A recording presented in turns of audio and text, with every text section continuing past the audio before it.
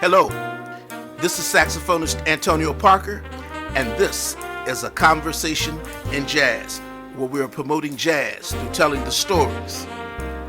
Our guest today is a wonderful trombonist, educator, composer, and bandleader. He performs with the Legendary Count Basie Orchestra, as well as the Smithsonian Jazz Masters Orchestra. Please welcome trombonist Mr. Mark Williams. We ask you to like, comment, and subscribe to the channel. Hit the bell icon so we can let you know when we are posting another video or going live. We also ask you to donate to our Cash App in order to support the channel and help us to produce future videos. Our Cash App is $Jazzology 101. That's $Jazzology 101. Enjoy the video.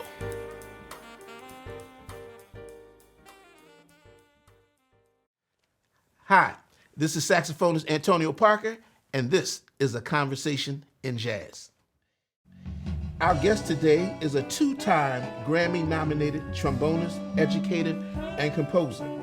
He performs with the Legendary Count Basie Orchestra, the Smithsonian Jazz Masters Orchestra, DJ Premier's Batter Band, and has worked with musical legends such as Gladys Knight, Smokey Robinson, Brad Paisley, Abdullah Ibrahim, Natalie Cole, Lauryn Hill, J.T. Taylor's Kool and the Gang, and more.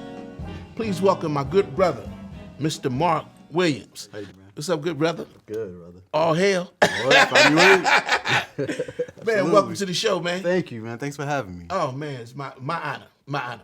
So what we do here, man, we just provide a platform for not only jazz artists, but artists, musicians and artists, man, to tell their story. You know, man, you doing some great and wonderful things, man. Thank so you, brother. we Thank want to you. know. You too, man. This is great. This is a great venue. Yeah, it's a nice studio. I'm trying to make it do what it do. Yes, sir. Yes, sir. But we want to know some things about you that we may not know. Okay. Man, I was looking at some of the stuff, your accomplishments, man. I said, wow, we be here to next year. Oh, I'm blessed, man. Yeah, no doubt, man. But we're going to touch on a few that we can't get all of it, but we're going to get some of the most important details, you know, and see what happens. So cool. We say here we're promoting jazz through telling the stories. Mm-hmm. So my first question is, who is Mark Williams? Well, that's a complicated question to start with. But complicated but simple, because I'm a musician. Yeah. You know, I don't consider myself a jazz musician. I don't consider myself a hip hop musician. I just hear music all day, and I think of it as healing people. Yeah, you know, every time I go out and I play for somebody, I have an opportunity to make somebody feel better. So doctors do their thing in the medical field. Yeah. This is what I do in the music field. You know, I try to provide sonics in whatever way that I can and in whatever way that I know to make people feel good. Beautiful. You know? Yeah, that's what we do. That's what we do. And where are you from? I'm originally from Brooklyn, New York. Brooklyn, New York. Yeah. Really? I remember you telling me that. Yeah. You know, Brooklyn. For some reason, because I met you here in DC, I thought you was from DC.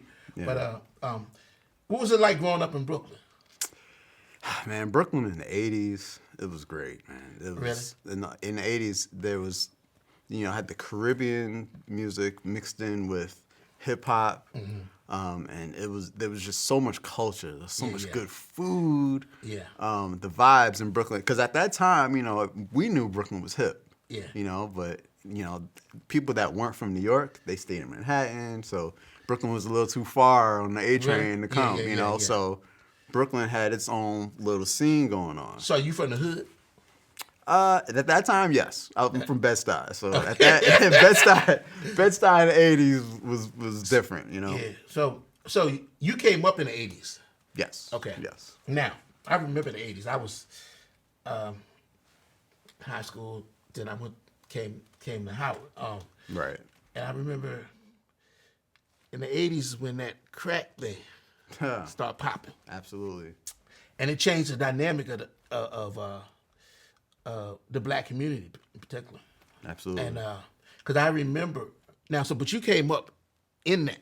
Do you remember when the hood was like it was the hood, but it wasn't. It was the pre-crack thing, and so you ain't had to worry about no, drive-bys and all that kind of thing. Do you remember that?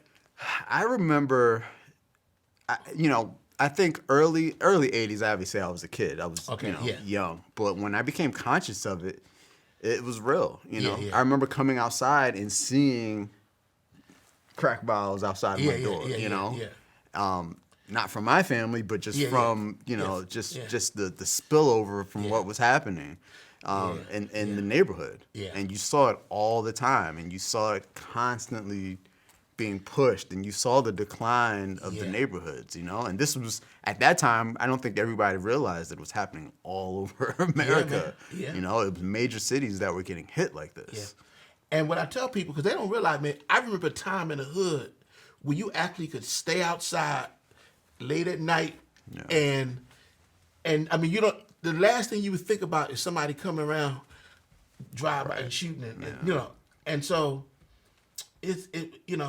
like there wasn't. I didn't see a lot of people. I didn't know a lot of people who got killed coming up. So, and so that thing really changed the community, man. So, you came up in a real a period where the black community was really going through some transformation. Right. Right. And I think it actually started probably in the 70s. It was like the precursor of the 70s, and then the next generation felt the brunts of. Yeah, man. It was like, wow. So.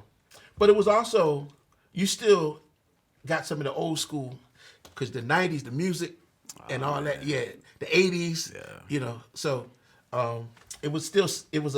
I remember the vibe in the 80s, I actually remember the vibe in the 70s, you know what I'm saying? Yeah. But the 80s had a vibe, the 90s had a vibe, every decade had a certain music vibe. Absolutely. Absolutely. Yeah, man, but New York has been the just a cultural center, man. Like, I'm talking about hip hop, jazz. So you came up in that, huh? Right. I came up in it. I always, when people ask me, what's your musical influence, or what was your first musical influence? Obviously my family. Yeah. My whole family played instruments and sang and things like that. Really? Not professionally, but they were always in music. We were always taking lessons and in church, and I remember hearing. DJ Premier, shout out to DJ Premier, a big influence on me. Yeah. And I remember hearing my first jazz influence from hip hop. Wow. He played his track with KRS-One, MCs Act Like They Don't Know. Yeah. That is Clifford Brown. Yeah. So I remember hearing hip hop with jazz, and really? I'm like, what is that? Those were my first influences. Wow. It was through hip hop. Yeah, it wasn't like I went to jazz first and then hip hop. It was hip hop first. Yeah. Because that was on the radio, mixed in with the Caribbean music from my family and everything, and then that brought me back to jazz. So your family is Caribbean? Yes. Your background is Caribbean? What part? From Guyana. Okay. Wow. So have you ever been to Guyana? No, but I'm planning on going. Okay. I was planning on going. I had a trip planned to go during the pandemic, but things happen. So you got, that's really having like, well, New York has got different cultures and stuff. Right. Yeah. Right. And that's what I loved about New York, man. I'm from Philly, and so I remember, man, we used to visit as a kid, visiting New York, and then we used to go to the Good Ship Lollipop, Fun Ship Lollipop, one of them things, and then go see the Statue of Liberty. Right. What's that, Coney Island or something? Coney Island. Yeah, we used to go see that stuff, man. And but it was just the big city, you know what I'm saying? Right. But the people from New York was just real. That's what I always loved about New Yorkers, man. They were just, y'all had an accent. They had an accent. They just was real. Very, like, straightforward. Yeah, straightforward. And I always loved that, So especially when I got to Howard, and because in New York, some of my friends were from New York, and so I always dug that about New York. Yeah, I like visiting New York too, and we're gonna talk a little bit more about New York. Sure, yeah, man. But I love my city. Yeah, I love DC too. Yeah, New York is my city, man. So you come from a musical family though. Yes. Wow. So you heard music all day, every day. Whether it was my grandmother singing, my grandfather singing, my brother and my sister and playing piano. Like, there was always music happening in the house. How many siblings do you have? I have 2 siblings. Brother, sister? Yes. Are they both musicians? No, took lessons. Okay. You know, they're both older, and they both took lessons. So as a kid, you know, I remember, you know, they would play and practice, and they would rotate, and then I would go on, and I actually started like emulating some of the little classical pieces that they were doing, and I started learning it by ear. And I started playing it better than them, and and then they were like, "Okay, well, why don't you just take lessons?" Okay. But they eventually went on to different careers, and Yeah. still artists though, you know. So piano was your first instrument? Piano, yes, I started on piano. Right. And you play piano? You actually play piano too? I did. I studied classical, and I was actually a piano minor at Howard as well. outta here, But man. I didn't. But you know, piano was always cool, but trombone was like more me. It was weird. It was different. yeah. You know, not lined up like everybody else. So Okay. that aligned. That was my avatar, as I like to say it. So when did you pick up the trombone? So I got the trombone. It's a funny story, but 6th grade. You know, 6th grade band. You know, we're picking band instruments. yeah, You know, there's no piano in the band, so. You know, the teacher's handing out instruments, and I had the chicken pox that day. Y'all remember chicken pox back in the day? Yeah. So this is the 80s, y'all. Chicken pox was a thing back then. So I had chicken pox. I missed like 2 days of school. And I came back, and I went to play the saxophone. You wanted to play saxophone? Yeah. But the saxophones were all gone. Wow. Trombone was left. And that's that's what I had. Wow. And that's how I got on the trombone. Really? Yeah. Were you upset? Oh yeah, I was mad because I wanted to play the sax. You know, I thought the sax was the way to go. You know, that was the way to start them. You know. Wow. So, but Really? you know, things work out. When did you develop like a liking for the trombone? I would say probably about like 7th, 8th grade. You know, probably about 8th grade. That's when I started realizing that I can hear certain things, and I said, all right, let me focus on this a little bit. Yeah. You know, And yeah, gotcha. So did music come easy for you? At first it did, because I didn't focus a lot on reading. You know, at first, you know, when we're kids, we're just playing for fun, and I can hear. I was able to hear everything. You have perfect pitch? Yeah, I'd have perfect pitch. Oh man, that ain't fair. That ain't fair, man. It's the gift of the curse. That's what I like to call it. Hey man, bless me with that curse. You know, so at first it was very, you know, my piano teacher would play something and I would just play it back. Like, it wasn't like an issue to like, oh, I don't have to read it. Like, I just heard you play it, you know? And so it at first it was very easy, and you know, you feel confident in things that you're good at. And especially as a child, you know, it felt good to just get recognition for being good at something. Yeah. You know, and I mean, even as a child and as an adult too. Like, of course, that's you know, we're human. Yes. You know, but definitely, like, it was something that lined up for me pretty early. Wow. So let's go back to the perfect pitch thing. Did you know you had perfect pitch coming up? I didn't. My piano teacher told me.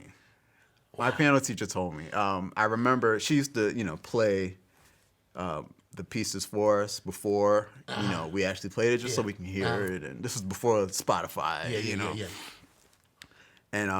And she made like a little mistake, you know, and I was like, oh, you played an F when you're supposed to play F sharp. And she turned around and looked at me, and she's like, how'd you know that? And I'm like, that's just what it was. I'm like, I don't know, but that's just what it was. And she was like, you have perfect pitch? And then she started playing random notes on the piano. And I remember I was sitting right behind her on the chair. And I was telling her, and she was like, oh, you have perfect pitch. And I was like, what's that? Man, that's crazy, man. Wow. I wish I had that, man. Now, do you have great memory too? You have good memory? Sometimes. Or some people attribute perfect pitch to like having a very good, like you're memorizing the sound of each note. Interesting. Yeah. You know, that's interesting. I've never heard that before. Now, Really? I do have very distinct memories of like childhood. Really? Like, I remember the first time I walked. Like Wow. people are like, no, you don't, and I'm like, no, I remember the first time I stood up Really? and walked and fell. Wow. You know? Yeah, you got a good memory. So maybe it's true. Maybe we need to do some more research on that. But that always fascinates me. I tell people I discovered a second grader who had it. Timothy Wiggins. I always remember his name, and I discovered it for him and he was picking it off like it was nothing. Yes. You know. Yes.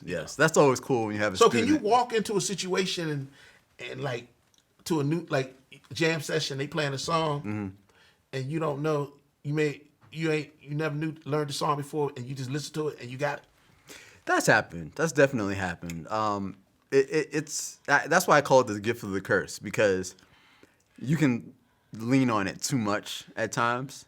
You know, and you're like, oh, I'll hear it. You know, there's always that, oh, I'll hear it, but it doesn't make up for the practice.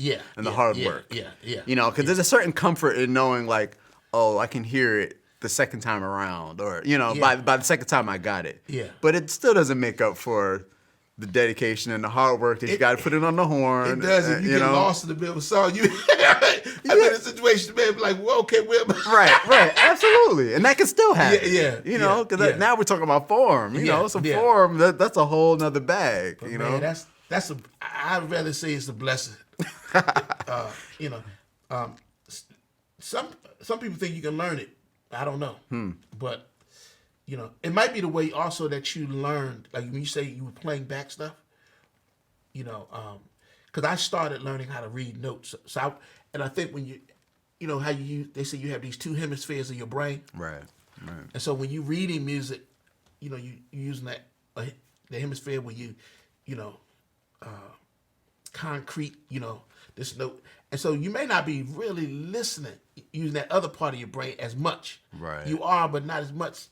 So if you learned music and were just following that, maybe that's how it cultivated at an early age. It's possible. Man, you know? that's I see it like lights. I see lights I see the keyboard, and I see things light up on the keyboard. Really? So it's like color. Dang. Yeah. So I feel like you experienced the music on a deeper level, man. Oh man. I'm saying. I doubt it. I think we all experience it in our own ways. You know, I think we all interpret it differently, and that's what makes it cool. You know. Wow. So you played in schools? I started in trombone school. Okay. Yeah. So middle school? Elementary. Oh, yeah. I took private lessons on piano first, and then. So you did you got some formal training as well? Yes. Okay. Yes. So which schools did you go to, like before college? So I was at a public school, PS11 in Brooklyn. Same school as Biggie. You know, around the corner from Biggie. You went to school with Biggie? Not with him, but that was the same school that Biggie went to. Did you ever see Biggie? Nah. Okay. Not in school. Okay. In the neighborhood, yes, but not in school. You saw him in the neighborhood? Yeah, in Bed-Stuy, it was, Biggie, around the corner, Junior Mafia, like all of them were in Bed-Stuy, during that time. Wow. Was he Biggie then? When he became Biggie, we knew who he was. It was right around the corner. So you knew him before he became Biggie? Like you No, saw him, I didn't know him personally. I'm just saying. You saw him in the community before he blew up? Right. Like it's funny because when we watch those videos now of Brooklyn during that era, I'm like, oh yeah, that's the corner store. Yeah. It's weird. Wow. It's kind of like that's the corner store. The video of him standing outside freestyling. Yeah, I'm like, that's my corner store. So I was watching a thing on Netflix, man, and I found out that Donald Duck Harrison was like mentoring him. Yep. Man, that tripped me out, man. So cool. Yeah. So cool. And then you hear when you listen to Biggie flow, you hear how he's way behind the beat. Yeah. He's just swinging. Yeah. He's swinging on top of the beat, man. Like that's what I'm saying. It's all music. Like it's jazz, it's hip hop, but it's all music. Man. Yeah, no doubt. Wow, man, that's crazy. Yeah, man. So, what schools you were saying you? Right. So PS11. From there, PS11 I had a really good music teacher. Always got to shout out to teachers. Gotta give some love. Mr. Skoblinky. Shout out to Mr. Skoblinky. Mr. Skoblinky. Mr. Skoblinky. We had a really good band program at junior high. So you got them good fundamentals. Yes. Okay. We played around midnight, and wow. he had us playing some really really good songs, you know, not just Twinkle Twinkle. Yeah, you know, yeah. he was hipping us to the goods, you know. And from there, I went to junior high school 113, where another awesome music teacher. Shout out to Doug Harris. Doug Harris, give him some love. Doug Harris is a he's a saxophonist. He played with McCoy Tyner. McCoy Tyner's big band. Yeah. So again, it was another great music teacher who gave us the goods. You know, and he had us in marching band and jazz band and you know, just feeding our artistic minds. Wow. You know, and from there, at that time, Juilliard was going around to different schools and interviewing kids for their MAP programs they had on Saturdays. So I remember that day because there was actually a school trip. Uh-huh. And it was my first lesson in sacrifice as a kid because it was your first? My first lesson in sacrifice. Okay. Because there was a school trip and, you know, Mr. Harris comes to me and says, you know, Juilliard's coming to interview some kids and I want you to come audition. And I'm like, you know, I want to go on the school trip. He's like, forget that. You know, he's like, you better go do this audition. Yeah. So they were going to see Malcolm X. The whole school was going to see Malcolm X. What, the movie? Yeah. So I stayed and I did the interview and I got into the program. Wow. And then he took me down. You know, that's a good music teacher. He stayed with me, did the interview, and then took me to the school and I saw like the next half of the movie because, you know, it was like 3 hours long. You saw what? It was like 3 hours long. So I saw like the next half of the movie. So, okay, I got you. Yeah. Yeah. And this high school was called who? This is the Juilliard MAP program. MAP. So it's a music achievement program. So it was a program that they had on Saturday mornings for not college students, but younger students, you know, junior high. Gotcha. And it was like a precursor to their pre-college program. Yeah. And then that wasn't a high school though, was it? No. What high school did you go to? I went to LaGuardia High School. Okay, LaGuardia. LaGuardia was like the music and art Now of New there was York. a thing called Fame back in the day. Is that school? Right, that's the Fame school. You know, now I went to Creative Performing Arts in Philly, and we were the Fame Of Philly? Yeah, of Philly.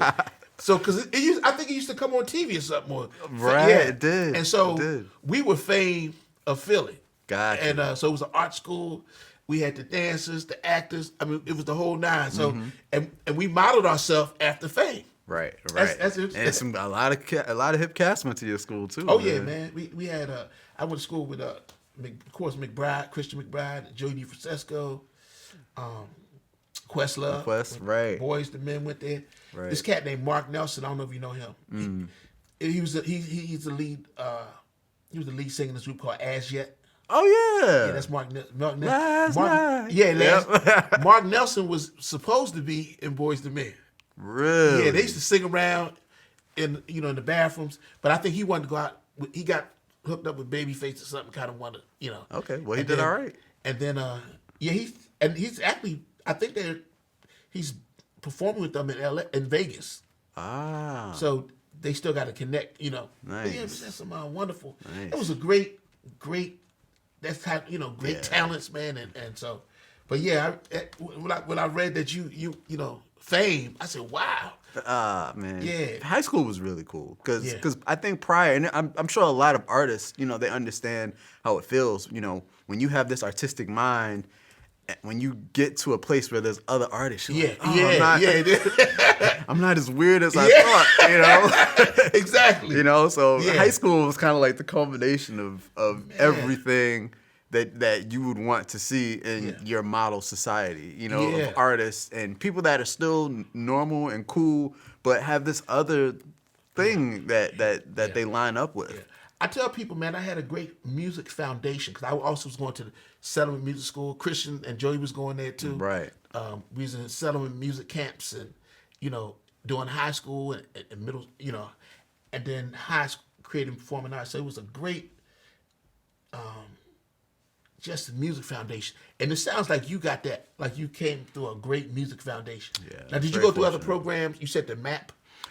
Yes. After MAP, I was in. I went to Bloomingdale House of Music, and then with that, that's where I was taking my private lessons and brass ensemble and things like that. And LaGuardia. After that, LaGuardia was it. Like shout out to Bob Stewart. You know, there's other, great Yes, tuba sir. player.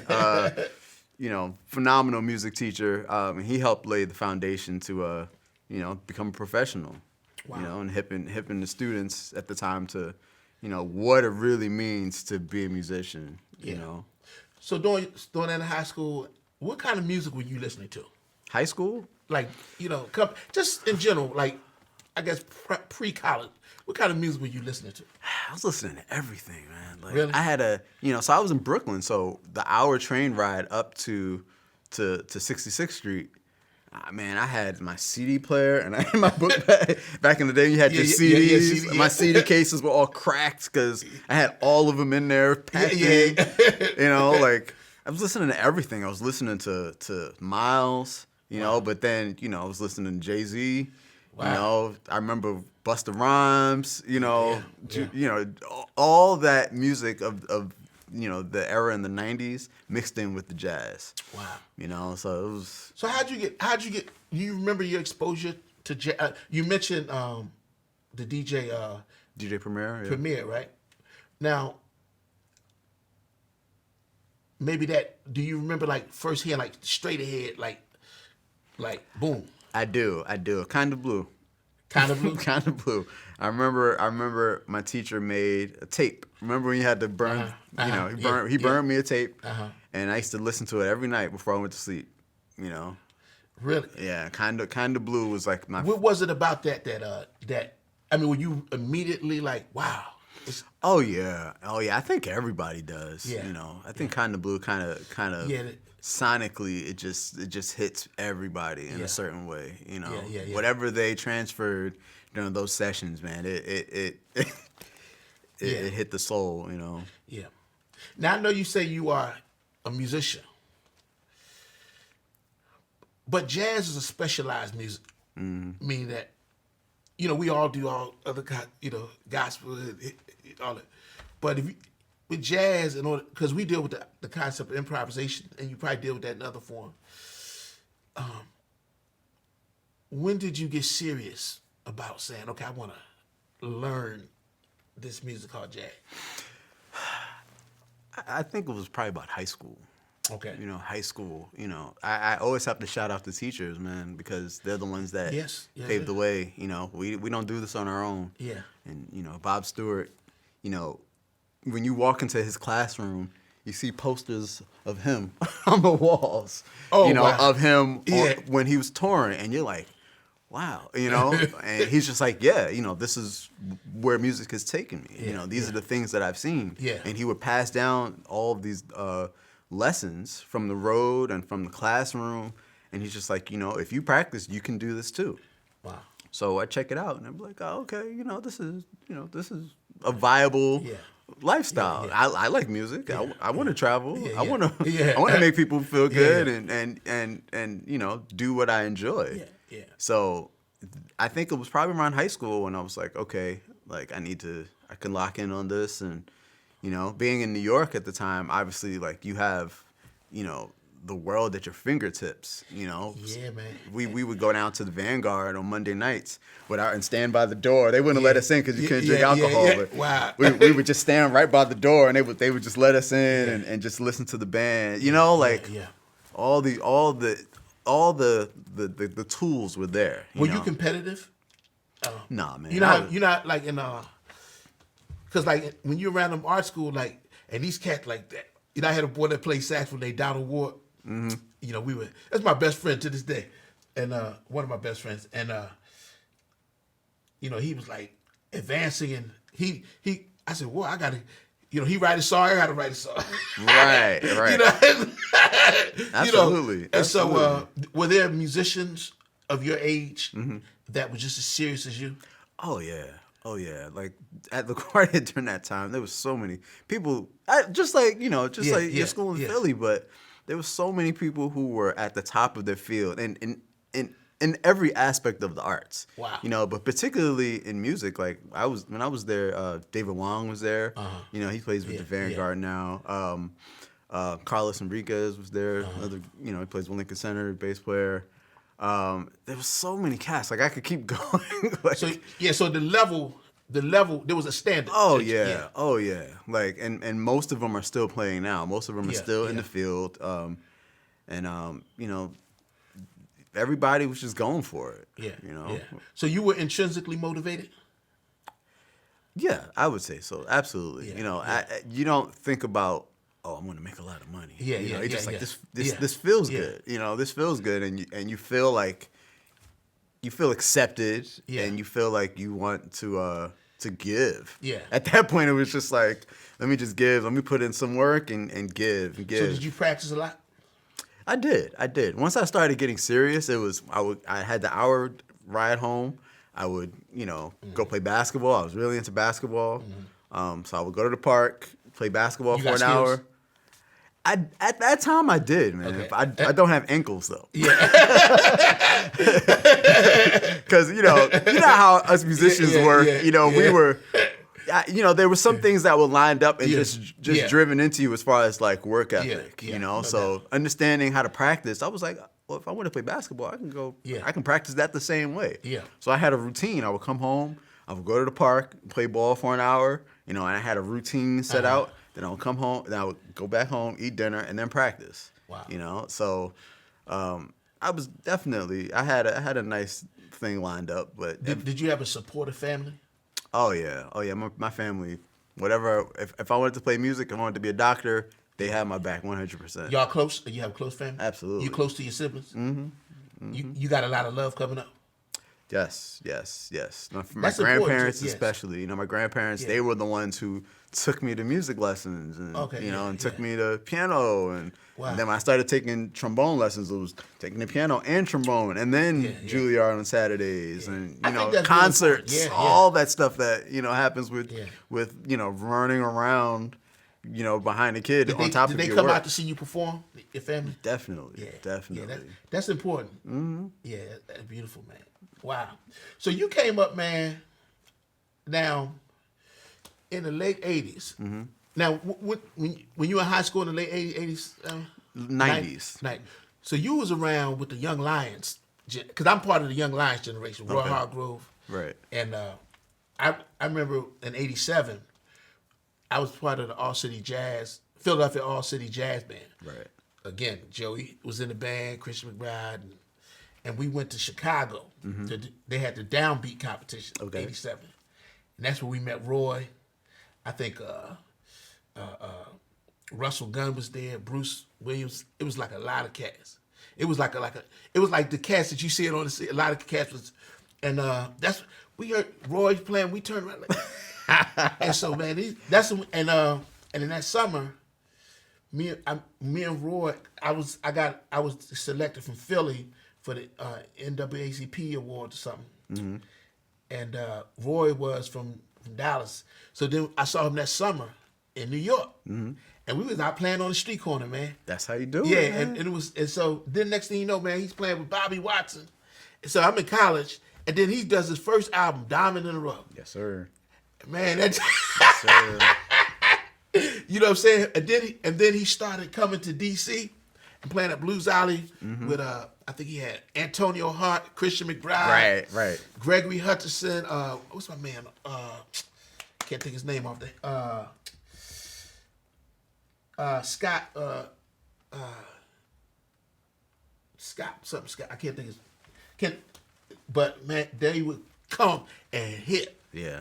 Yeah. So you came, and then I remember when Joshua Redman won the downbeat. I mean, when he won the monk competition, like I was there, and so I saw these cats, like, just become like the jazz superstars. Right. You know. You saw the development. Yeah, and it started kind of with Winton though, because Absolutely. when I was in high school, Winton was like he was the cat that made it cool again, you know. And he would come to Philly, and man, he was so not serious, and his level of musicianship was so, man, he was like wow, Right. and man, so that was that Young Lion. So you came up. So when you were hanging out, going to the Vanguard, were you hearing Roy and all them cats? Oh, definitely. I particularly remember because we were right across the street from Lincoln Center. So, you know, at that time, the big band, when they were after school, we used to just go to the Rose Building and go listen to the band rehearse. Wow. You know, and they would, oh yeah, come on, sit down. Like, we would sit down and listen to the band rehearse, you know? Yeah, so it was just like, we just left our rehearsal and then we go across the street and hear Wynton's band, you know? So And it's funny because when Wynton used to play at Blues Alley, like around Christmas time. Right. And we used to do the same Yep. thing. We were in college, so we'd be sitting outside trying to get in, and he'd come out to the door and bring us in. everybody in. Yeah, See, man, that's what it's all about, man. Yeah, man. So it was just a beautiful period, man. And Mo Better. You remember when Mo Better Blues came out? I was a little young at that time, but I remember the movie.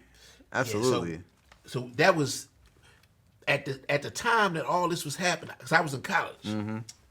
That movie came out and so jazz became cool again. Right. It was a vibe, you know. Right. And man, it was just a great period, man. You had the Harper brothers, you know. I think Justin Robinson was playing with the cat, and yeah, it was so that's the period. 90s was a great. And see, when I got to Howard, P Diddy was on campus. This is before he was P Diddy. Okay.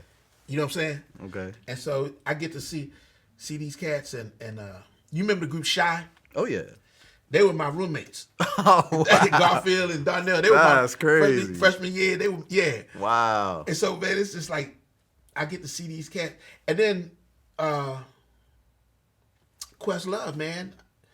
It's like you got to see these cats like when they first was getting on you know, getting up in there. Get to see how they develop, man. Yeah, man. Humble beginnings, man. Yeah, man. So wow. Yeah. So you were in New York coming up in a real nice time. Definitely. Yeah. You know, New York still had that energy. Mm-hmm.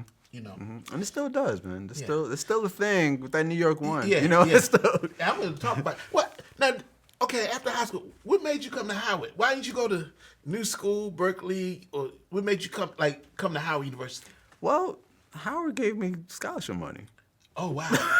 Okay. You know, like I was very aware. Actually, again, I have to shout out to teachers because I remember talking to Doug Harris, and I was gonna go to William Patterson. Okay.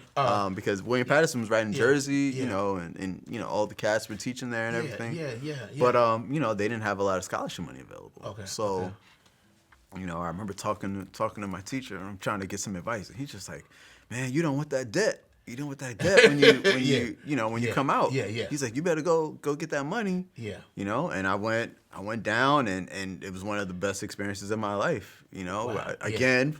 You know, Fred Irby. Yeah. You know, Dr. Schultz. Yeah. You know, at that time, Grady Tate was there. Yeah. Was you Jerry know, Allen there? When you no. She wasn't there yet? Okay. No. But, you know, there's so many great teachers. So what made you choose Howard?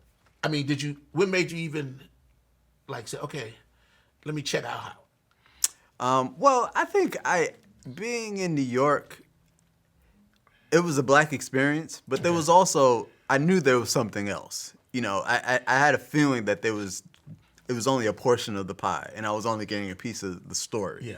You know, so I was like, all right, let me go culturally, and all that. culturally, Yeah. you know? So I think I was like, let me go see what else is happening in another major city. You know, I definitely wanted to go to a major city. Okay. And that wasn't that far from New York as well, Yeah, you know, yeah. so I can still get back, see the family, all that stuff. And, you know, DC worked out. Yeah. You know, it had its own little scene. It had it's got a vibe, you know. Yeah. So what year did you come to Howard? That was 99. Okay. I remember that year. And what was your major? I was a music ed major. Music ed? Okay, great, man. And you you got did you get your undergrad and master's from Howard? Yes. Okay, Yes. beautiful. So were you in the A band or the B band? Fortunately, I was in the A band. Oh yeah. You have to put in work for that. Yeah, the Howard University Jazz Ensemble. And you recorded with the band, I'm sure. Yes. Did y'all get to travel? Yeah, we went to Japan. That was my first. That was my first time to Japan. It was with Mr. Irby and the Howard University Ensemble. Yeah, I remember when I got to Howard, man, and back when we did that was the first time I got to record, see my name on an album. Right. You know what I'm saying? Right. And back in the day, we had they had the records, the wax. Mm-hmm. And I remember going back because Christian was still in high school. Right. I bought my, I wanted to show off Christian. So I bought the Howard University Jazz Sound to show them, yo, man, I'm on the album, and it was a big thing at the time for me, like, wow. Yeah, See, and it still is. Yeah. It still is. Like, the interesting thing about it is, like, we have careers, but everybody doesn't go on. That for some people, if their path is to go just to be an educator, and I'm not saying just to be an educator, but their performing life stops at the college, and then they go on to other things. That's a big deal. And I still have those records, and I have them lined up in my studio, and they're mementos because that shows the development of what we do. Like, those were the times when you catch your teeth and you figure out, all right, I got to be on. Because Mr. Irby's gonna call you out. And so you got the Irby stories too. Oh yeah, but they're so great and they're so important. There's some Charlie Young. These are all stories that help develop, and they tell you like it is. Were you also in the Howard University Showtime marching band? I was. Really? I was. Did you enjoy it? No. At the time, I always think back, to that time because I felt like, you remember Drumline? Yeah. That's exactly how I felt. Not with like the reading and all that, but like I was just like, why am I marching around? I want to go play some jazz. I want to go swing. I want to, I'm like, why am I standing here marching around? But those lessons from learning how to move with my horn, that helped my career. But, when I got to certain points, when I had to move and I had to do the Showtime gigs. Chuck Brown, y'all had to, It was like, oh, okay, I've done this before. No doubt. And they were very informative on how to be a professional and how you're supposed to look and how you perform and how you look good, Yeah. I was in the marching band my freshman year at Howard, and I felt the same way. I'm like, I'm trying to play this jazz thing, and people they may not in the band, they may not be music majors, right? So they're not serious about me, and you're taking what you do serious. But you know what I've grown to learn, man, is that something about marching band that they love it. The people that they do it, and that's the key. Yeah, that's love, the key. And even it's like, as an educator, I look at, kids, it's something about marching band, man. They just enjoy it. Mm-hmm. And so I had to really appreciate that aspect of it. I also got to go on some trips and I got to eat because they would give us a little. Oh, yeah. Yeah. Man. Golden Corral.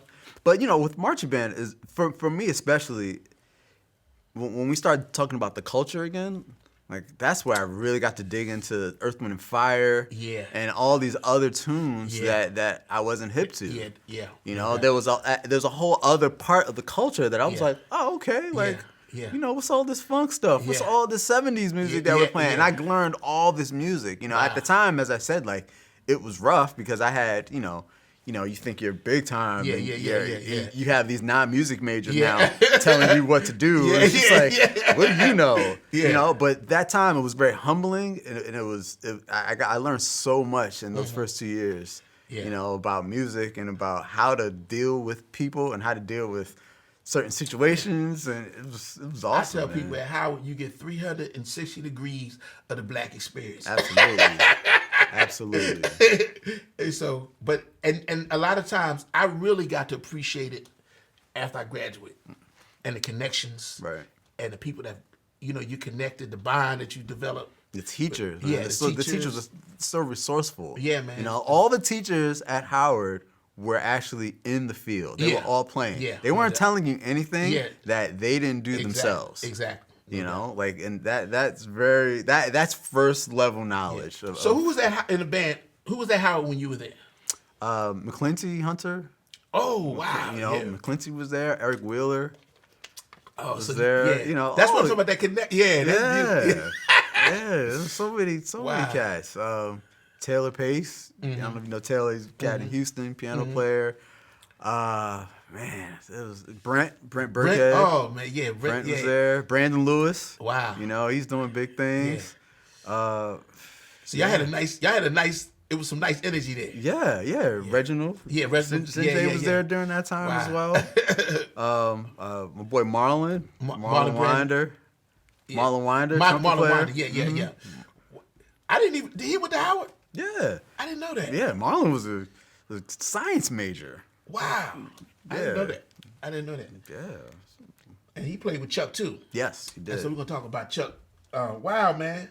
You also played Fabi Alpha. Yes. What year? Yes, that was man. You remember? Yeah, 2000. Yeah. All 2000. Okay, yeah, man. Became a symphonian. Yes, sir. Yeah, man. Beautiful, man. Well, I was going to ask you, was there a particular teacher? But you named a bunch of teachers that really. So, who were some of your biggest musical influences, like as a trombonist or musician? Period. As a trombonist, my first, influence was J.J. Johnson. Okay. J.J., his sound and the purity of his articulations and how he can communicate on that horn, on an instrument that technically is, can be challenging to get around and to express. Yeah. And his clarity, on wax just hit me, Yeah. And it's something that I think as trombonists we all strive for. We all strive for that. So J.J. Johnson he's the cat that people in terms of the language and all that on trombone. Yeah, for me, yes. Yeah. Everybody's path is different. For me, it was J.J. all day. He was the first that I was like, oh yeah, that's what I want to sound like. Wow. And that's what I want to strive to. I want to strive for that clarity. Did you transcribe his solos? Oh yeah. Okay. Oh yeah. Wow. I remember that was when at Howard when everybody had their classical juries. I had a transcription of stuff, and they were like, okay, you can. I had to get clearance, but they were like, okay, you can. We'll let you do that. Wow. So, man, beautiful. You're also. We're gonna talk about you as an educator. Yes. Before we do that, were you gigging? Like when you were doing your Howard year, you remember your first? Yeah, I was. I think right around like junior year. That's when I started playing with Chuck. Really? Yeah. How'd you get the gig with Chuck Brown, the guy five? So, interesting story. I was actually on campus one day, and I was familiar with the sound and I was familiar with go-go at that point, but from afar. It was actually on the radio, and you'd hear, a little bit of, horns, and jazz on. The pop stations. So you're like, oh, okay, like this is all right. Who's this Chuck Brown? All right. And I remember I'm walking on campus, and I walked by Blackberry, and it said, free Chuck Brown concert. And I was like, oh. It was a free concert on campus. So, I was like, all right, I'll go check it out. And I had my Find Me Off a jacket on, so, I walk in, and I go check the concert out, and the saxophone player is like, hey, come here. So after the show, I go say, what's up, Was that Mills? Mills? It was Brian Mills. 5U8? 5U Alpha. Okay. Oh, he saw your jacket? He saw my jacket. Okay. So he's like, hey, I'm Brian Mills. I went to Howard. We started talking. And he's like, oh, you play trombone? He's like, I actually have a gig on in 2 days, if you want to do it. So cool. Hey, gig now? Free concert now, got a gig? Oh, this is a good day. Yeah. So, I do the gig, and he's like, oh, man, you sound good, man. Like, are you interested in subbing in the band? And I'm like, yeah. I'm like, absolutely, absolutely I would. And at the time, Jim McFalls was doing the gig. Shout out to Jim McFalls, and, when I met him, Jim was ready to move on to other things, and within like a week, I had the gig. Wow. And that was literally the start of my career. Wow. You know, I went from walking on campus to the next day. I And heard so did Chuck dig you? Yeah, it was a lesson, man. It was a lesson. You know, I had a similar story. Yeah. I because you know I went to Japan with Chuck. Ah, okay. Yeah, so because I was getting into producing. I thought I was gonna be a rapper. I'm 30 in my 38, thinking I'm going to become a rapper, a hip hop artist. But I got into producing. Okay. And so I had did this track called The Handbone, and I was trying to get. I was hearing Chuck on it, even though it wasn't go-go. I was just hearing his voice on it, and so I'm like, wow, can I get in touch with Chuck?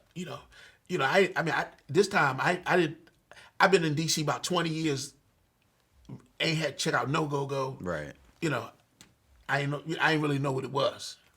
Anyway, so I saw that Chuck was playing at the Mirror. It was the Mirror on New York Avenue. Oh, Mirrors. Mirrors, yeah. And at the time, I was playing every Friday night at HR 57. Right. And we ended at 1. So Mirrors started about 1 or whatever. So I said, well, I'm going to go after just to meet him. Mm-hmm. You know, because I never met Chuck. I remember Chuck from back in the day when I was we used to go skating to his Bustin' Loose. Oh, yeah. So I remember the song from back when I was a kid. Mm-hmm. So I said, well, okay, after the gig, no, I'm gonna go over to it wasn't a jam session. I used to have a session. I would let people sit in, but it was really like a gig. Right. So I said, I'm gonna hit on New York Avenue. I'm gonna hit Mirror. So I went over there because I just wanted to see him. Because I said at least I can say I saw him. Right. So I go there in the club and I see Brian Mills, Cherie, Greg Boyer. Right. And people I'd already know. And so I'm just checking out, what's up? So, what's up? So a week later, Brian Mills hit me, hey man, I need a sub. See? That's how it happens. So man, I had to learn all this music. And you have a great memory because y'all be learning the parts. I'm the kind of kid I gotta write. I can't be write it out. So I'm the only cat up there. Got to stand on the side trying to do the moves and try to check it out. Hey man, do what you gotta do. And Chuck dug me. I took the solo, whatever. And so I'm very thankful to Brian because he shout out to Brian Mills. Yes sir, Brian Mills. All hell, baby. He got me to just have that experience, and then just the experience. Like I'm like, wow, man, this is some powerful music. It is. Man, it was just. It reminded me. I was a USIA ambassador. Me and Vince Evans, we did a tour in Africa. We did 7 countries in Africa. But we got to sit in with Fela Kuti at the shrine in Nigeria. Woo. And the connection between the audience and the band was the same thing I witnessed when I was checking out, when I was playing with Chuck in the go-go.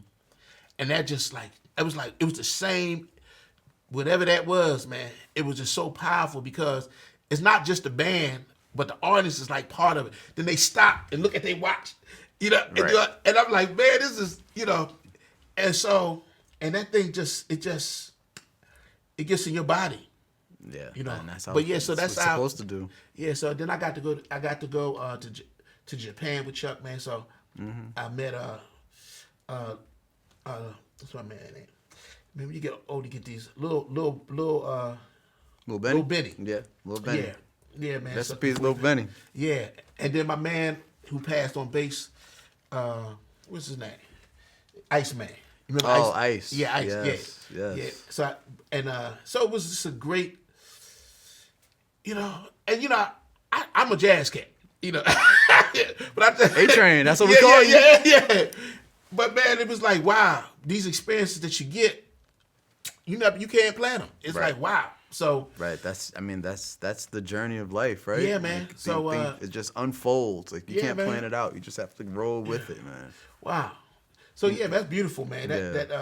But you know, when you talk about like jazz, like Chuck, you know, I remember like my first couple gigs, you know, he's just listening and checking me out, you know.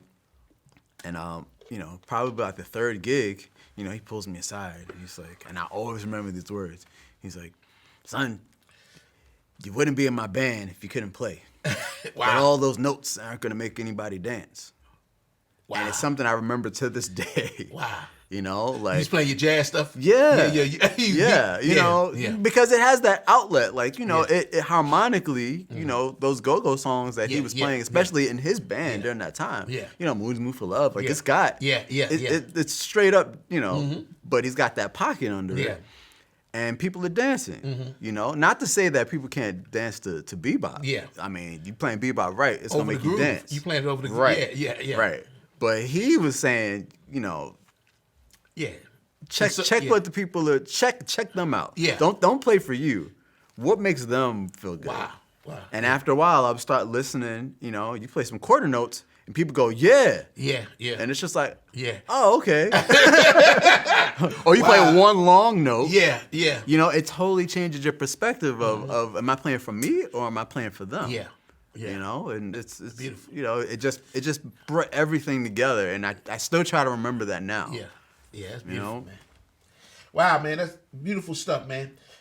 Now, you said you went to Howard for you was a music ed major, right? Yes. Okay. Yes. So, do you remember? Were you teaching private trombone and all that? Grad school, I was like the grad assistant, Okay. so I had some private students. Okay. So, when you also taught in the school system? I did. After Howard, I went back to New York. Okay, so you moved back to New York? Yes. Okay. Yes. And I started my career back in New York, just teaching during the day, and then running around the city at night, you know, getting my feet wet, and actually still playing with Chuck at that time. So you said that Amtrak? So I was in New York Monday through Friday. Friday night, I would leave and drive back to D.C., play with Chuck Friday night, Saturday night, sleep all day Sunday, and leave at 3 a.m. in the morning and come back to school on Monday. Wow. I did that for like 3 years. Wow. Yeah, because it was such a powerful experience. Like, you know, I didn't care. Like I was like, I'm gonna be there. That's dedication. Yeah, I was like, this is what it's about, you know. So wow. And I had the energy for it. Yeah. You know, during that time. Yeah. So yeah. Now, what was you were teaching in what part of New York? I was teaching in Brooklyn. I was teaching right in my neighborhood where I grew up. Oh wow! So now, was that another lesson, a life? Because that teaching, I thought when I first started teaching, I said, man, see, y'all don't understand the kids. See, put me in the worst schools. Man, I got in that joke like, what is this? Yeah. I feel like, especially during that time, I had and I feel like I still have the energy for it, but I was younger. Mm-hmm. So when I first started teaching, I was, 25 maybe? Mm-hmm. And the kids were, you know, young, you know, 12, 13. So I kind of compared to them. And they're from Brooklyn. I'm from Brooklyn. There's a lot of, you know, a huge Caribbean population. So I had a lot of those kids had their challenges. What level were you teaching? Junior high. Ooh. Junior high. Yeah. You have a lot of behavior problems? Oh, yeah. Okay. Oh, yeah. But that was the thing about music for me, man. Like, those kids, I was like, oh, let me check them out, you know? Yeah, wow. And, you know, give them these drumsticks. Yeah. And they would go, what can I do with this? Or, you know, and I had some really talented students, you know, and some of them, you know, I have a few that actually went on to, you know, be musicians and teachers. Do you have any highlights from your teaching experiences? Highlights? Oh, definitely. I remember my first concert, man.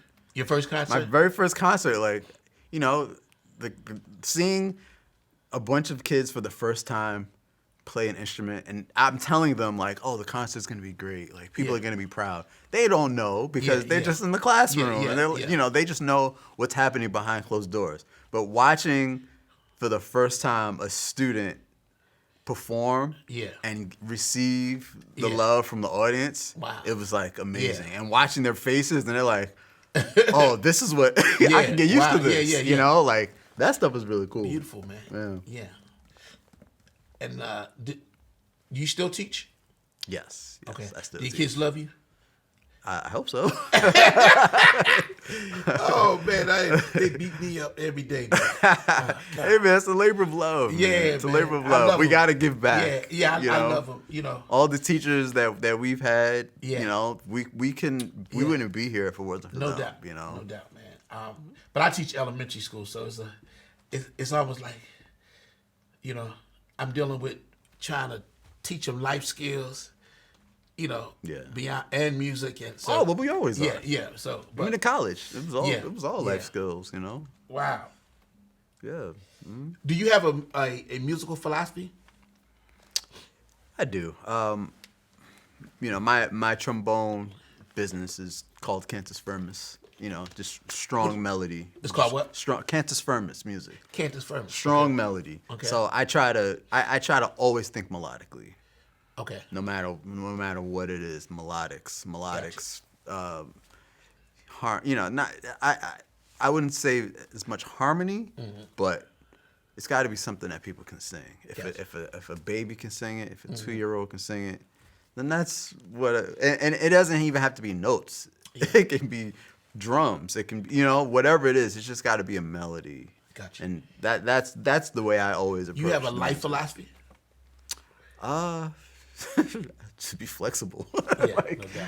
I think definitely flexibility, and that's what we learn from jazz. Yeah. You know, improvisation. Every day is improvisation. Yes, no doubt. You know, every day is you can plan it, but it's not going to be what you think. You know, Exactly. so improvisation every day. Let's talk about the trombone. Yes. What are some of the challenges of playing the trombone?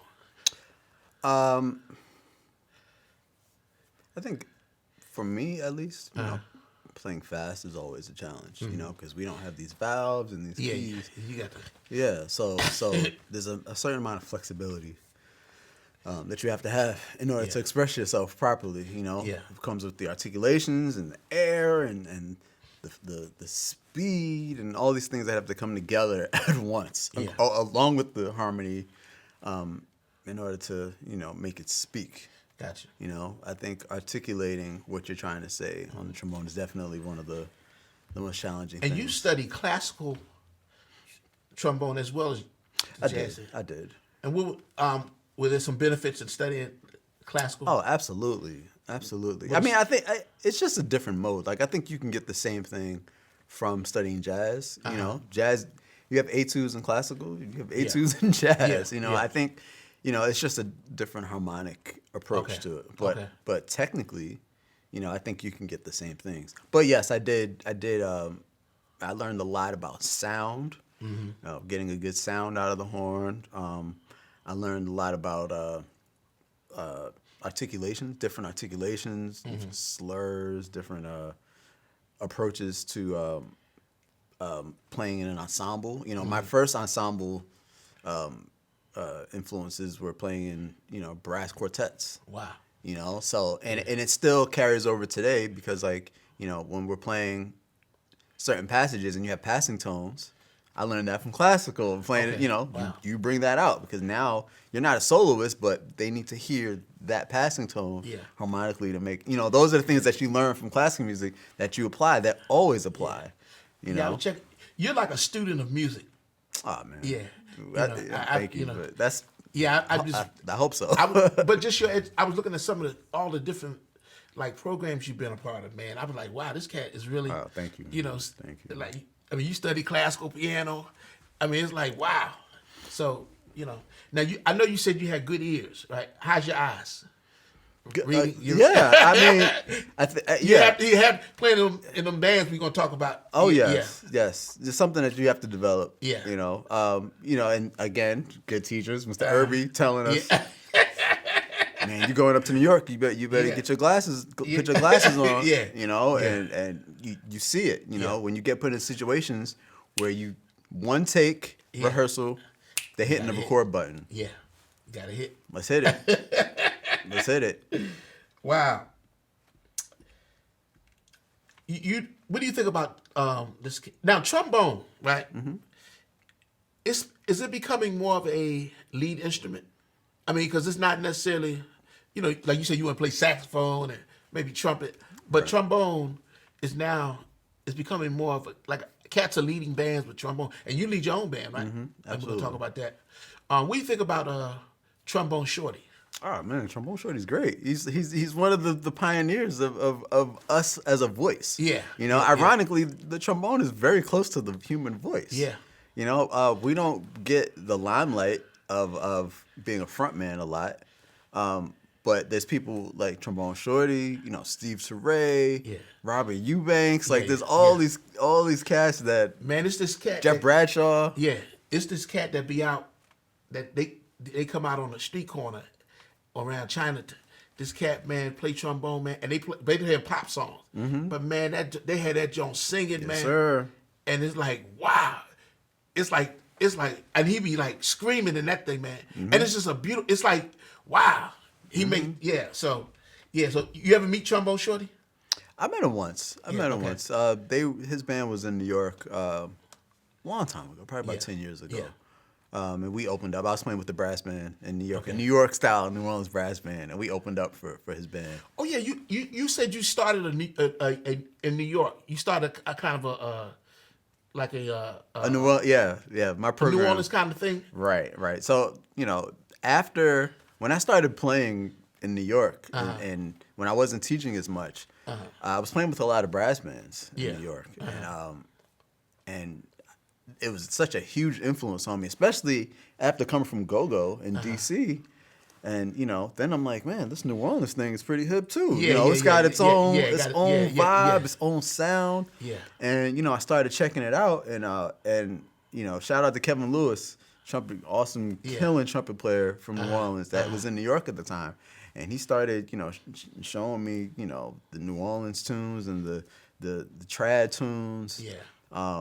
The collective improvisation, all these other elements that, you're not going to necessarily get it here, but it's all music, and I thought like, hey, kids should know this. Like, it's not only, students in New Orleans because of the culture that should know this. Like, we should show this. They should get this everywhere because it's American music. Yeah, no doubt. So I started my program where I am now at Manhattan Charter School, where it's just straight New Orleans brass band music. Wow. We do pop songs and things like that, but I teach them to read. I teach them to use their ears. How's it been received?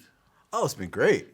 I've been there ever since. I've been there for like 12 years now. Oh wow. And I it's interesting because when people hear it, they're like I want to hear this more. Yeah. The kids are singing. It's like a rare opportunity for the kids to sing as well. It's not choir, but it's not about that. They're singing. They get to play. I get to have a lot of students involved at the same time. Wow. Doing the same thing and being involved in music. Wow. And how do you keep that endurance, man? Because I see cat they blasting that and you're buzzing your lip. I mean, do your lip ever get tired? Yeah, oh yeah, definitely. But it's I think you learn it as you go. Okay. I actually when I remember asking some trombonists about that, but they develop that chop. Yeah. That's a certain chop to be able to play without amplification on the street and blast for hours. Yeah, man. Yeah, that's a certain chop, and it's a certain thing that they have been doing since they were children. Wow.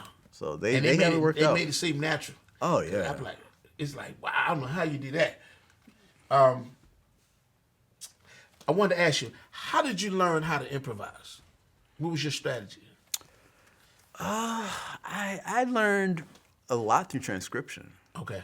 Yeah, you're very good, man. Very lyrical, and I mean, we're gonna talk about we did when we were out with the Smithsonian Jazz Masters. Oh, right. And you was playing. I was really I said, this cat is in there. I mean, you was hitting the right notes, the feel. Thank you, bro. Yeah, it's like wow. Appreciate it, man. Yeah. So so you learned primarily through transcribing? Transcription. Okay. Transcription. How important is transcribing? Do you think? It's. I'm not gonna say it's everything, but it's very important because you still have to have the feel. Like you can transcribe and play it exactly like the record. Yeah. And you know, for me at least, I know it's different for a lot of people, but I think as far as developing the language, it's there's nothing better than that. You know, the technical aspect of it, as we were talking about, like I think of them as etudes. You know, once you transcribe it, you get the ear training part down. Now it's on paper. Now you have an etude to shed. Wow. So when you transcribe, did you write out the solos? I did. Okay. I did. Okay. Some. You know, it depends. Yeah. It depends on what's happening. Some I wrote out. Some I just picked it off. And especially as technology got better, you know, with the amazing slowdowner and all these things. Yeah. That's when I was really able to check out Bird. Oh, because I was able to slow it down. I'm like, Yeah. oh, that's what he was doing. Oh, you know. Yeah. Yeah. Do you still play classical trombone? Not too much these days. Okay. Now you study with a lot of people. Like who's some of the people that like trombone? I mean, like lessons. I mean, Bob Stewart, Delfeo Marsalis, Paul Redman, Anthony Massochi, Ron Westray, Steve Teray, Yeah. Wyclef Gordon, my man Andre Hayward. Yes. We're gonna talk about Andre because you also was a part of the Jazz Ahead. Oh, Yeah. yes, right. And me and Andre was on the very first Jazz Ahead. Wow, that's with Betty crazy. Carter. I was with some, it was some bad cats, man. Like Jason Jackson, Curtis Fuller. You studied with Curtis? Yeah. Curtis is nice. See, Curtis is one of my favorites because He was a Betty Carter. Yeah. He passed. He just recently passed. He just passed, yes.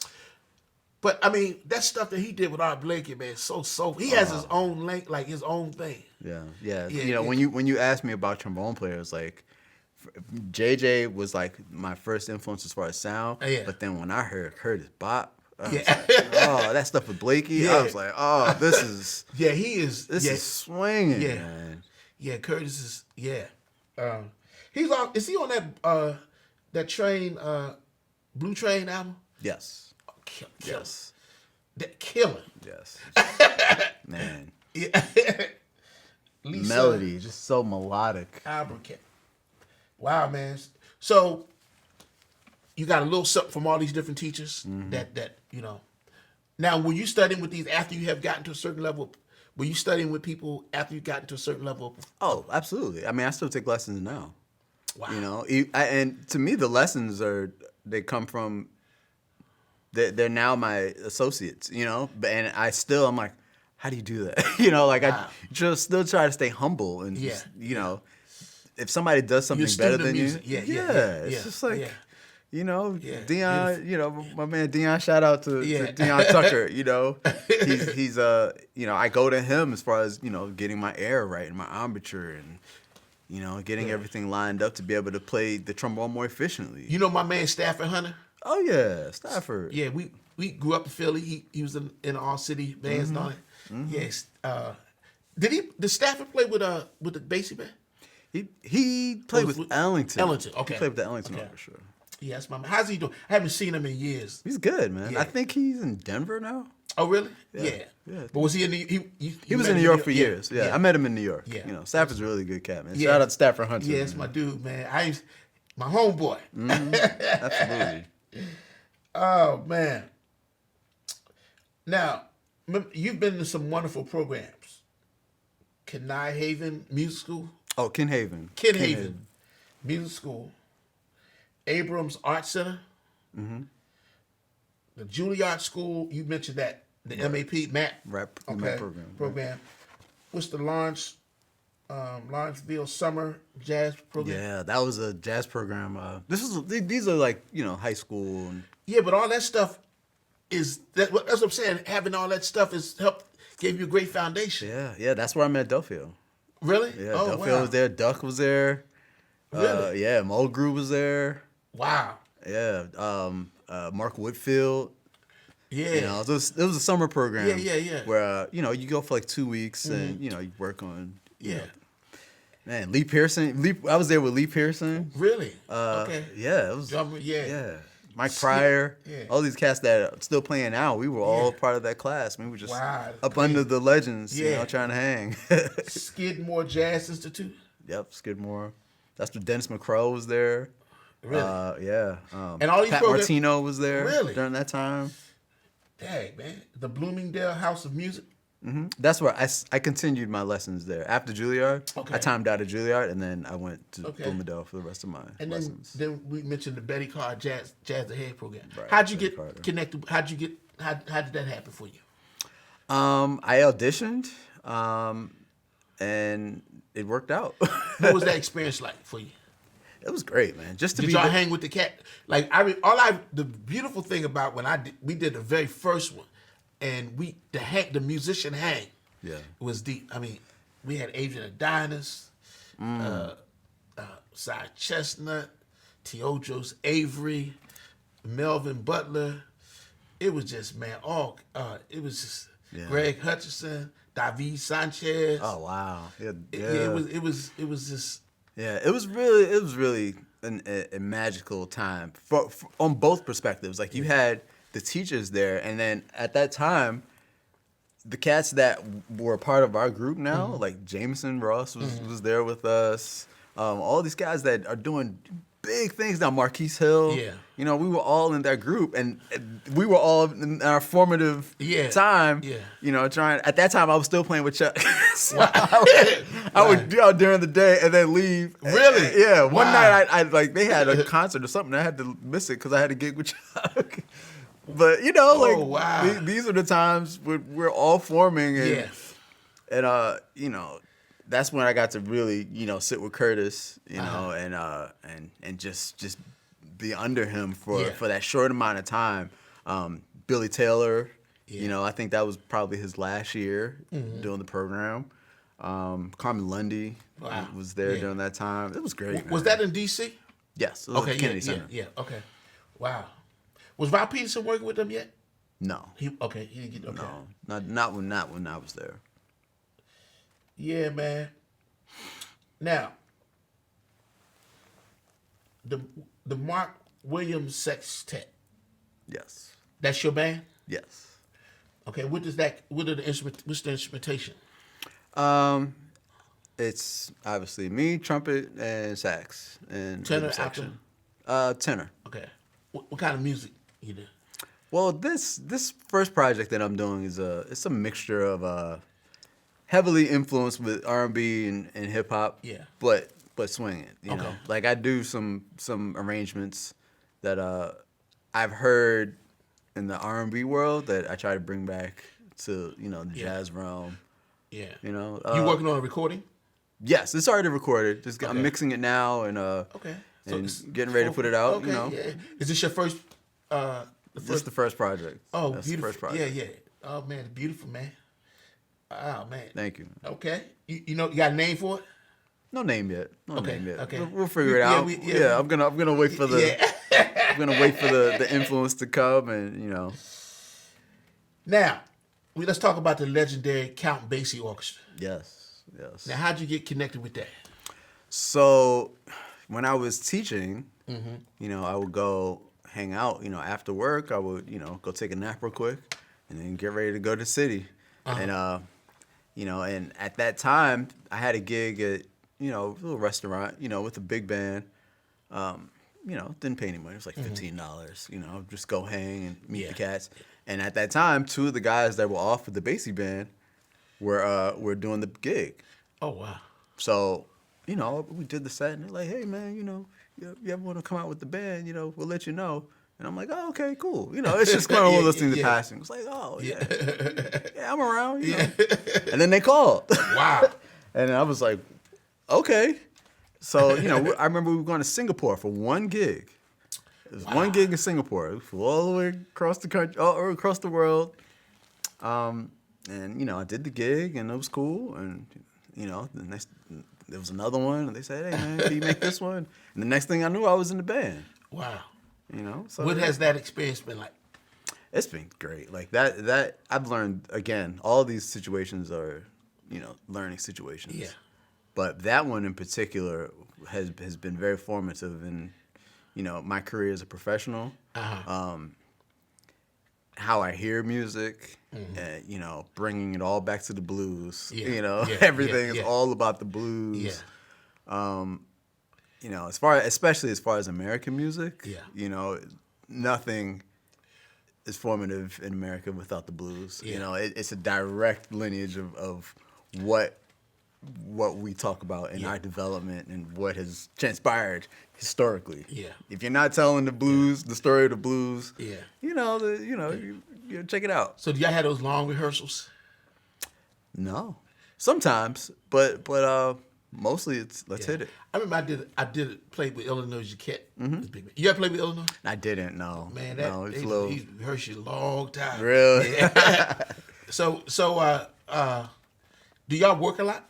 The band works. Yeah, the band works, especially after the pandemic. Now things are starting to pick back up, and we just got another Grammy nomination. Yeah, beautiful. So it's things are looking up, and we're looking forward to getting back out and playing for the people. And what about the musicians that in the band? Are they high level? Oh, everybody's awesome. Yeah, everybody in the band. That every chair in that band, it comes with some responsibility because you know the cats that. When I look back at the legacy of that trombone section, Curtis was in that trombone section. Wow. JJ played in that trombone section. Wow. And the numerous Al Gray. Like there's so many people that when you play these tunes, you got to know who represented that chair prior to you because you're keeping the legacy alive. So did you have to go check out a lot of Count Basie music? I think not historically, but throughout our education, you come across Shiny Stockings and band, and those tunes. But definitely, once you get in there, you're like, oh, okay, like this is the real deal. I need to, and things evolve as well. Like the band doesn't play everything as it did in the 30s or whatever, and that's fine. But it's a great legacy, and I'm proud to be a part of it and keep it going. Yeah. Now, like in New York, there's so many musicians. Yeah. When you get a chair, people hold on to that joke for dear. Is it like people they get those positions and they hold on to them, or does it fluctuate? Or how does it? It can fluctuate, because things come up, and sometimes people have to miss, and or there's other opportunities that cats sometimes have to take. But everybody respects that chair, and everybody respects that position in the band. You don't take it lightly. No doubt. So it's yes, sir. Now, we recently did a tour with the Smithsonian Jazz Masters Orchestra. Right. And we go. We went to like China. Went to China, Japan, London. Mm-hmm. Oh, that's right. Yeah. Forgot about that. And then we doing some national.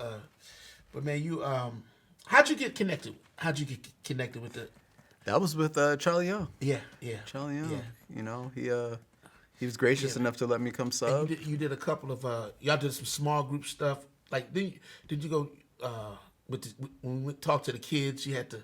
Oh right, we went to the great city, the Great Wall. Yeah, we were somewhere, but you were selected to, I guess, because it was also an educational thing, right, as well, right. And I remember you really being very good, articulating some concepts to the kids, man. But man, I was sitting back checking you. I was like, wow, this cat is. I was proud to say, dang, this, because you might be not a generation, but like a few years after me. Mm-hmm. But you always to connect to how it connect. You say, wow, And I was really, I said, okay. Then you got a little swag. You got your own swag. The hat. You got your. Man, I'm just trying to have fun. Yeah. Man. Did we hung out? We in China. We saw the Bruce Lee jump. Oh, that's right. Yes. Yeah. And so that was. Are you a fan of Bruce Lee? Oh, absolutely. I'm a martial artist. That's the really. I do martial arts on the side. So Bruce Lee is always. You do martial arts? I do. Man, how you fit all this stuff in, man? Man, work hard. You sleep later. Yeah. But as far as martial arts, like that has improved my playing. Wow. Like it got to a point where, I started from the beginning, And when I would look back and look at the technical side of my horn, I was like, well, why can't I do this now? Like, why can't I start from the beginning and start over? Yeah. And it really lined things up, because it's humbling when you're 30 and starting something new and you realize you don't know anything. Wow. So that martial arts and music played hand in hand for me, and it both bounced off of each other and made me better at what I do, you know. And man, Bruce Lee was he was like one of my all-time heroes. Absolutely. As kids, man, it was Bruce Lee, Muhammad Ali, Dr. J, for me, Grover Washington Jr. Mm-hmm. Cats are just all-time heroes, man. And I got to meet Ali. Did you? Oh yeah. Oh, Shook his man, hand. that's awesome. Met Doc, met Grover. Yeah, Muhammad Ali. I mean, he's got to be one of my all-time heroes. Yeah. Those people. He stood up. Let me tell you my Muhammad Ali story. Yes, I was please. doing a gig. I think I was in D.C. doing a regular gig, just reception gig. So I looked to my right, and these people just brighten up, man. And lo and behold, Muhammad Ali, and it was like an aura of light around him. Mm-hmm. He just made you feel. And he came over to the band. He gave me the Muslim jump, Salam Alaikums, and man, it was just like, wow. Yeah. I mean, my hero. You know what I'm saying? Yeah. That's another thing I tell people: being in this music, the people you get to see. Like I was on the elevator doing some function with Coretta Scott King. I was at a thing with Rosa Parks, Isaac, and you say, wow, but just being in this music just put you in these different situations where you are seeing these icons, right? Right? Absolutely. Yeah, man. And so I got to work with a lot of cool people, in the industry, and you get to see that they're just like everybody else. Yeah. It's just, and it's just, Harry Belafonte. Wow. He was probably the one where I was like, wow, it's Harry Belafonte. Because when you know what these people have done, yes, they're famous and all that, but when you really understand what Muhammad Ali has done for our people, Harry Belafonte, for humanity too, man. Yes, man, they get all the praise. Yeah, man, it's it's a spiritual element to what we do as well, because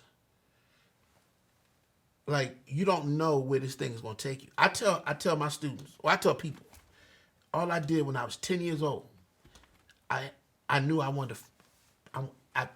I found a passion, which was music, saxophone, and I followed it. I just followed it. I didn't know where it was going to go. Right. All I know is I wanted to be good at this thing, and it was and so I played on the street corner for 10 years. Oh yeah. So I just followed this. They took me to college. I never thought I'd be a teacher. Here I am teaching kids. I got to do a thing with Prince. Oh, it's cool. And here, I'm serious, man. That's what's up. I hear I'm touring, going these different countries, Egypt and Africa, and man, all I did was follow this thing, man. That's all you got to do. And man, and when I was reading your side, I said, man, that's the road you on, man. It's just like, man, you just follow it. Yeah, you just follow it. Yeah, man, and it's just like, wow. And so, yeah, man, we're in a special idiom, Absolutely. Take some guts. Yeah, so we winding down, man. But I said we'd be here the next year. Some of the people you perform with, Cab Calloway Orchestra. Oh yeah. We did the Cab Calloway Orchestra. Now with his son, I did something with. Was his son? Yes. Yeah, I did something with his son. Yeah. Looks just like him too. Yep. DJ Premier and the Batter Band. Mm-hmm. Okay. He has a band? Yes. Oh wow. Ray Chew and the Chops. What's that? Oh, Chops. Yeah, the Chops horn section. Okay. The Idaho Symphony Orchestra featuring the Idaho Symphony Orchestra. Yeah, you work with them? Yeah. Oh, that was the thing we did with Jason Marshall. Okay. Shout out to Jason Marshall. Yeah, we went. Baritone? Yes. Oh wow, that's my man. Mm-hmm. Abdullah Ibrahim. Abdullah Ibrahim. You play with Abdullah? Yes, I subbed for Andre Murchison. Shout out to Andre Murch. That was a great opportunity to play with the legend. Yeah, David Murray Blues Big Band. Oh yeah, that was cool. You forgot about that? I forgot about that. That was with Macy Gray. That was a really nice gig. Robbie Best was on that. Ravi, you know. See, Ravi's at Howard when I was at Howard. Right. Yeah. Right. Yeah. So Ravi doing some great things. Oh, absolutely. Yeah. Absolutely. Very consummate, musician, man. Yeah. Beautiful. The High and Mighty Brass Band. The Sugar Tone Brass Band. Yeah. The Legendary Roots. Is that the Roots? You played with the Roots? Yeah, I did a gig with them. That was pretty Really? cool. Mm-hmm. Okay. Wow. Yeah. Man, Orrin Evans and the Captain in Black Big Band. Yep, Orrin's Big Band. Yeah. Man, beautiful, man. You doing some great things, man. Thank you, brother. What's the Brooklyn Big Band? Oh, it was a big band of cats from Brooklyn that lived in Brooklyn, and we'd get together and play. Okay. Excelencia. Oh, it was a Latin Excelencia. It was a Latin band. Yeah. So you playing the Latin bands and all that stuff too? I did. Okay. Not too much these days, but. Wow. Man, beautiful stuff, man. Thank you, brother. Thank you. As a band, now we winding down. So as a band leader, okay, what does it take? What are the qualities it takes to be an effective band leader? You have to have a clear vision. I think you have to have a clear vision of what you're trying to say. Okay. You're bringing, a group of musicians together to help you get your point across. Gotcha. So you have to be lined up with what you want to say first, and then you have to articulate that to the musicians in order to help them communicate with you in order to put out, the proper When you statement. choose the musicians in your band, you know what they bring to the table. Yes, and sometimes you don't. Okay. That's the cool thing about it too. Like sometimes you don't realize that person is gonna have that kind of influence on your record. Wow. And that's what's cool about it too as well. Like when you want people to have the freedom to express themselves as well. Yeah. So I remember listening back to not the outtakes, but like in general, like just the raw recordings. Yeah. And it's just like, okay, like you start to hear what they bring. Yeah. what people do and their sound and what they bring to it. And that's what makes it special at that time, that moment. Yeah. That was it. Wow. That's what we captured that. And are you playing the piano or keyboard on your record? I do. I play some Rhodes on it. Okay. I overdubbed some Rhodes on a few things. You played some keyboards with Chuck too, right? I did a little bit. Okay. Brian Mills would let me. Okay. When he had to go use the bathroom or something, Okay. I would jump in and play the parts. Because he was playing keyboard too, right? Right. Yeah. Right. Okay. Wow. Yeah, man. You also compose. Yes, and produce. I also You produce. So you work with like Logic and all that stuff too? Yes. You do Logic beats and all that? Serato Studio. Yes. How'd you get into all that, man? It's something I've always wanted to do, Uh-huh. but I think recently, working with DJ Premier and being under his wing and watching him work, I was just like, oh, I got to get back in this, You work in Logic or Pro Tools? Logic. Okay. Yes, Logic. yeah. And so, I'm always, up under him or at his studio and watching him work and hearing how he hears music. Yeah.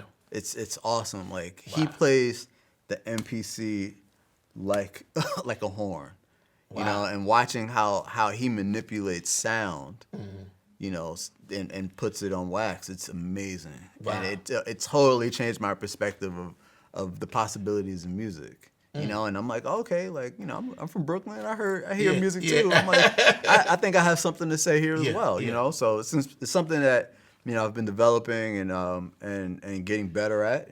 Just like my horn. And I've got some projects coming out with some artists in the next few months, and looking forward to jumping in. Yeah. Oh, that's beautiful, man. So you have a process of composing it or producing? Like, is there a process that you, or you just kind of? Yeah, there's definitely a process. it's developed and it's changed over time. But definitely at first it was just play whatever you hear at the time. But now it's what are you trying to say? You know, if I have something that comes to me at that moment, it's like, all right, let me get this out. But now it's like, all right, what's your objective for today? Or on this track, what emotion are you trying to get out? No doubt. You know, and speaking through emotion and texture, that's something that I use now to help. And it definitely helps because it keeps the mind from wandering in other places. I think in texture and emotion and how I can capture that sonically, you know. So that's been a huge influence on my process. Right. And you also, you're part of 2 projects that's Grammy nominated. Yeah. Oh, I think it's 4 now. 4? Yeah, I think the Grammy nominations came out 2 days ago. Oh, wow. You're on 2 more. Yeah. Wow, man. It's been some blessing. Oh, man. Congratulations, man. Thank you, man. So when is the Grammy? When is the Grammy? I believe it's the end of January. Okay. So there's a possibility that you can be up for the Grammys, right? I hope so, yes. Beautiful, man. Beautiful. Wow. So, all right, man. So we got some final questions. Cool. How'd you develop the hat piece? Are you into hats? Well, initially the hat is just to cover up the bald head, man. Really? That's all. It is. Yeah, but you gotta because I saw you with like a brim.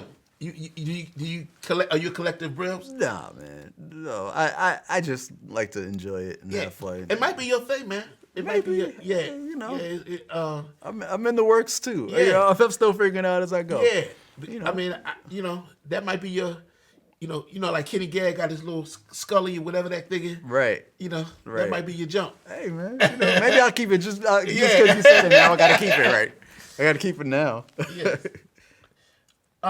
What's next for Mark Williams? Well, this year, 2022 is going to be an exciting year. Okay.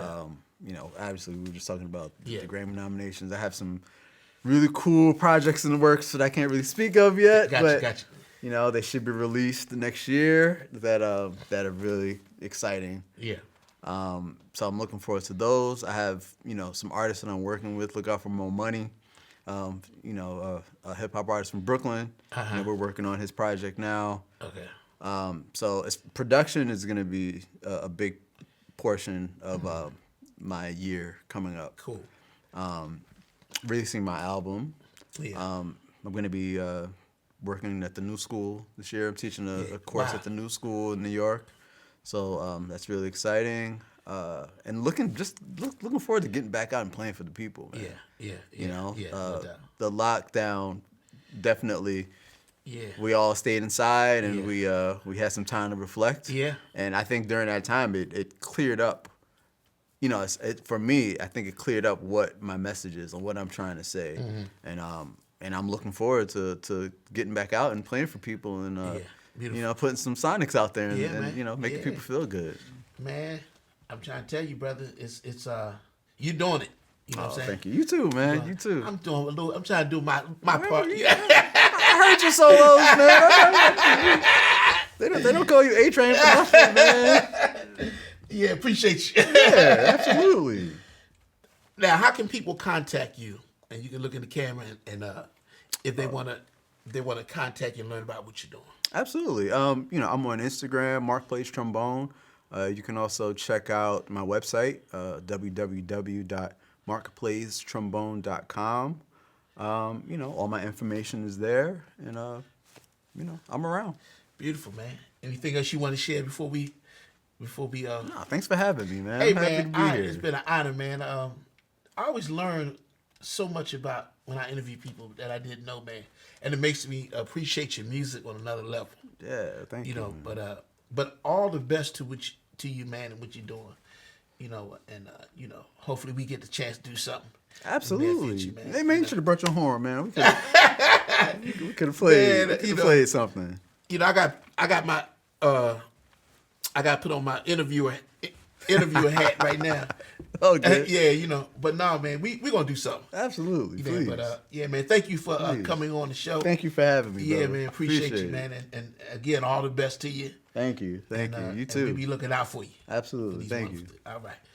There it is. My brother, good brother, Mr. Mark Williams. This is a conversation in jazz, and we'll see you on the next one.